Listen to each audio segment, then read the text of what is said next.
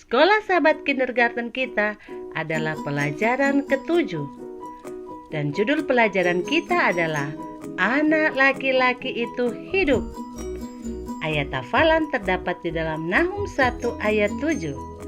Tuhan itu mengenal orang-orang yang berlindung kepadanya. Pesan untuk kita, Allah akan selalu memelihara kita. Apakah kamu pernah sakit parah sekali? Begitu parahnya sampai kamu pikir kamu mungkin tidak akan pernah sembuh.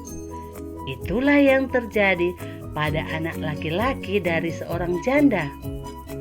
Elia tinggal di Sarfat, di tempat yang Allah telah pilih. Allah tidak mengirimkan hujan sudah lama sekali karena orang-orang di sana masih menyembah patung Baal. Tanpa hujan, tanaman tidak akan pernah tumbuh. Dan orang-orang di mana-mana mereka sangat kelaparan. Tetapi selalu ada makanan dalam rumah janda itu, tepat seperti yang Tuhan telah janjikan.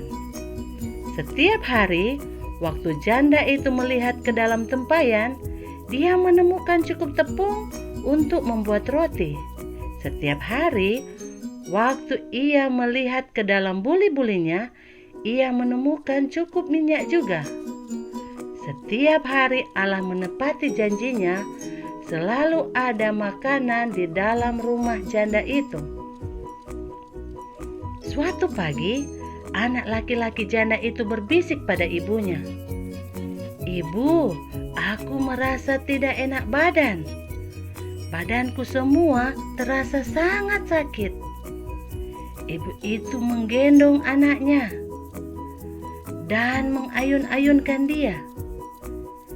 Ibu itu memberikan anak itu air yang sejuk untuk diminum. Ia menyanyikan lagu-lagu yang lembut untuk anaknya. Tetapi anaknya tidak menjadi sembuh. Ia bertambah parah dan lalu anak itu mati. Ibu itu sangat sedih. Ia menangis dan menangis. Ia sangat sedih menangisi anaknya yang sudah mati.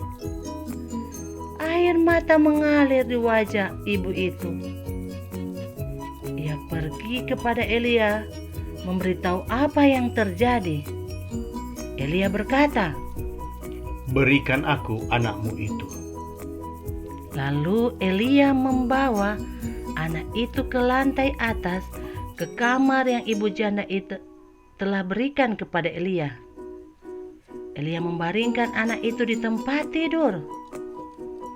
Kemudian Elia berseru kepada Tuhan, "Mengapa ini terjadi pada ibu yang baik hati, yang mau membagikan rumahnya denganku?